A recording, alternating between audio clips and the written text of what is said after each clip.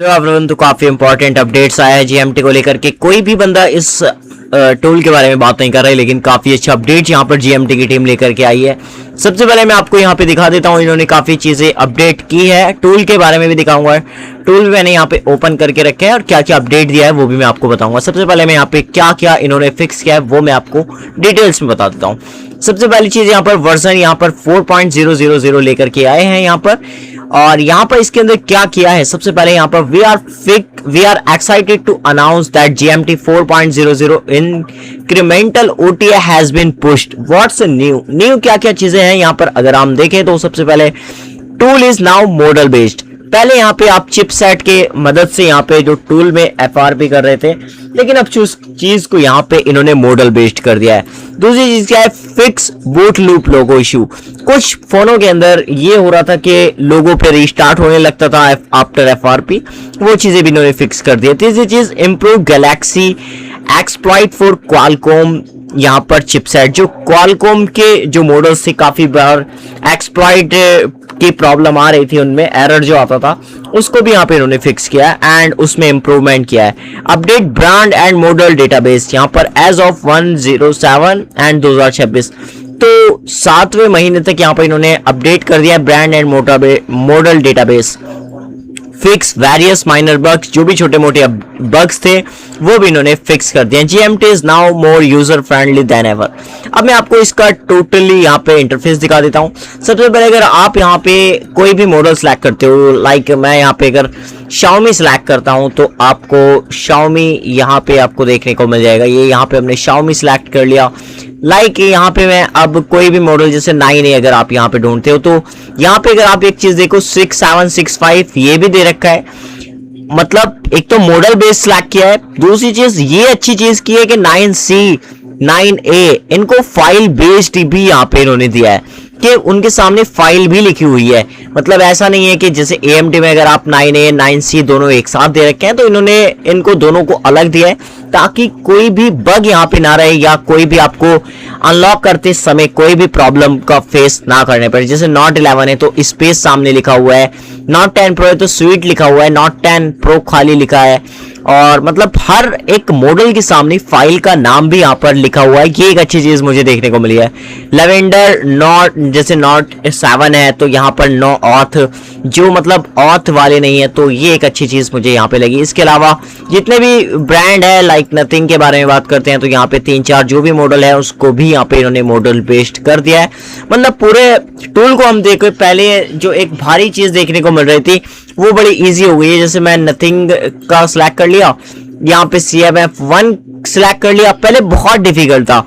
अब देखो यहाँ पे आपको 3 ही चीजें मिल रही है, यहाँ पे 4 चीजें। एक तो अनलॉकिंग में आपको क्या मिल रहा है, अनलॉक ऑपरेशन में आपको देखने को मिल जाता है यहाँ पे नाम लिखा आ रहा है। दूसरा इरेज FRP लिखा आ रहा है। तीसरा यूजर डेटा प्लस FRP आ रहा है, और एक आ रहा है erase user data, wipe user data, partition only. तो ये एक बड़ा सिंपल सा है, और मतलब इरेज FRP अगर FRP है तो खाली इरेज FRP कर दो, बाकी तो ये सेकंड वाला आप काम करो। थर्ड वाले को मैं प्रेफर बिल्कुल नहीं करूंगा क्योंकि इसमें पार्टीशन का भी मसला है, तो पार्टीशन में प्रॉब्लम हो सकती है। मैं अभी नया टूल है इसलिए मैं प्रेफर नहीं करूंगा, बाकी ट्राई कर सकते हो।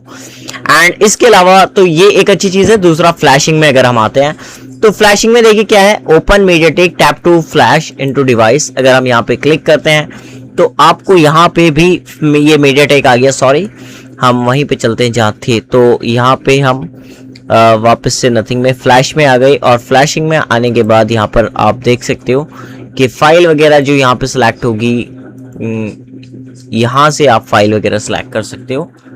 एंड इसके अलावा बाकी और भी चीज़ें यहाँ पर, लाइक हम इस पर क्लिक करते हैं ओपन मीडियाटेक, यहाँ से आप फ्लैशिंग कर सकते हो।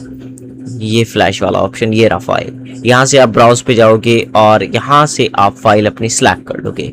ये मीडियाटेक में जाके आपको फ्लैश करना पड़ेगा, बाकी सीधा सा फंडा है। अनलॉकिंग का तो सिंपल इंटरफेस कर दिया, लाइक AMT जैसा ही कर दिया है कुछ।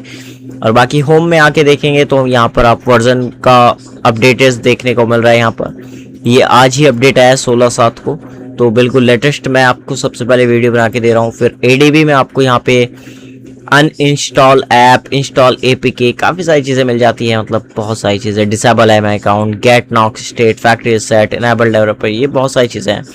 हमारे चैनल पर आपको इसके रिगार्डिंग अनलॉकिंग की भी वीडियो मैं आगे डालूंगा, क्योंकि कोई भी बंदा इस टूल के बारे में बात नहीं कर रहा। एंड जनरली मुझे ये टूल पसंद भी आया था, मैंने ये फर्स्ट टाइम पे ही बाय कर लिया था। काफ़ी सारे अनलॉक भी किए, ऐसा नहीं है कि बहुत बंदे कह रहे हैं कि हमसे हो नहीं रहा, तो भाई वो आपकी भी प्रॉब्लम हो सकती है, पीसी की प्रॉब्लम हो सकती है, ड्राइवर की प्रॉब्लम हो सकती है। बाकी टूल बेस्ट है, लेकिन फिलहाल ज़्यादा मैं ट्राई इस पे नहीं करता हूँ, क्योंकि अभी मैं करने लगूंगा, क्योंकि मॉडल बेस्ड हो चुका है। Xiaomi में आपको यहाँ पे MIFRP और रिमूव, फ्लैश में आओ, साइड लोड, फास्ट बूट, मतलब थोड़ा सिंपल कर दिया। सैमसंग में भी अगर आप आओ तो यहाँ पर Exynos में आके आप यहाँ पे CPU सेलेक्ट करके इनेबल FRP डाउनलोड मोड में कर सकती हो। और Qualcomm में आप आओगे तो यहाँ पे आपको VIP ऑथ बॉस भी मिल जाता है, और बाकी रेज FRP, फ्लैश वगैरह Qualcomm, ये MediaTek SPD के अकॉर्डिंग। मोटरोला भी यहाँ पे है, तो मोटरोला में भी आपको देखिए मिल जाता है। डिवाइस रेड इन्फो ले लेना, बूट लोडर अनलॉक। बाकी मोटो में मुझे यहाँ पे मॉडल बेस्ड तो देखने को कुछ नहीं मिल रहा है, लेकिन इरेज FRP का यहाँ भी ऑप्शन दे रखा है, लेकिन मैंने ट्राई नहीं किया है पर्सनली। IT एडमिन, ये एक अच्छा फीचर मुझे देखने को मिला है यहाँ पर। IT एडमिन जो काफ़ी बड़े बड़े टूलों के अंदर नहीं है, गैलेक्सी मल्टी टूल ने उसको ऐड करके रखा है।